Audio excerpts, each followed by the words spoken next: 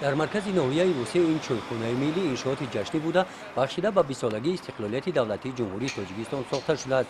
از همان سال تا این جانب چایخانه مرکز فراغت و جای استراحت موسفیدان در خدمت ساکنان قرار دارد. امیرخان میرزایف همراه این موسفیدان وقت خالگی به اینجا آمده از مطالعه روزنامه‌های دوری کشور، جمهوریت، صدای مردم، ادبیات و صنعت با تازه‌ترین خبرهای روز، کارهای آبادکاری و سازندگی و استقبال جشن 30 سالگی استقلالیت دولتی جمهوری تاجیکستان شناس می‌گردند.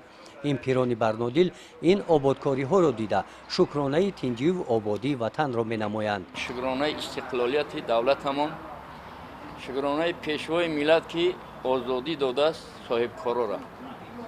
در هر گونه باشگاه استراحتی برای مسافرها کردگیان.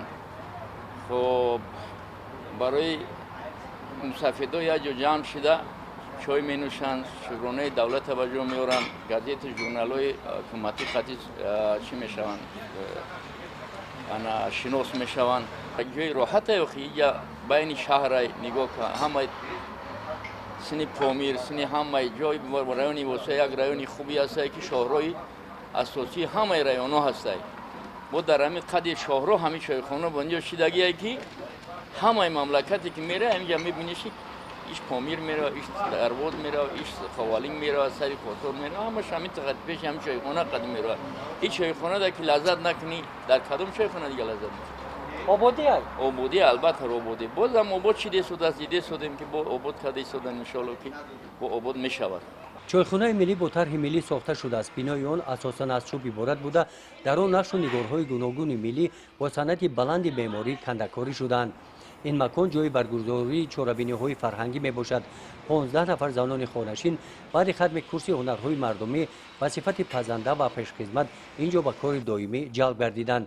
بخشیده به جشن 30 سالگی استقلالیت دولتی جمهوری تاجیکستان کارهای آبادانی در صحن حوله چایخانه این روزها متشکلانه ادامه دارند. با جلب متخصصان و 20 نفر ساکنان محلی در شفت چایخانه ساختمان 2 فواره در عرفه انجامیابی قرار دارد. راهروهای نزدیک چایخانه کارهای چراغانگردانی آن روزهای نزدیک به انجام میرسند. برای استراحت اهالی همین شهرک همینجا فواره آب میشود، بعد با این آب پاشکو میشود، اینجا گلگشت میشود برای استراحت اهالی، باقی استراحتی میشود کجای گلگشت میشود، بعد فواره آب میشه برای ساختن چی. در روبروی چایخانه ملی میدان استراحت و فراغتی گلگشت بنیاد یافته ایستاده است. این موضع از یکچند انشاءات‌های معماری عبارت بوده دوره‌های گوناگون تاریخ خلق تاجیک را تجسم می‌نمایند. در ساختمان انشاءات‌های مذکور بهترین متخصصان و ساختمانچیان زیاده از 100 نفر به کار جلب کرده شدند. در این میدان کارها چنان تیز رفته ایستادند که هر یک روز نوگانی‌های تازه و سیمای گلگشت زیبایی تازه ظهر می‌کنند. گزارش خواجه نظریف خدای نظر ظهوروف از ناحیه بوسه برای برنامه اطلاعاتی نوید.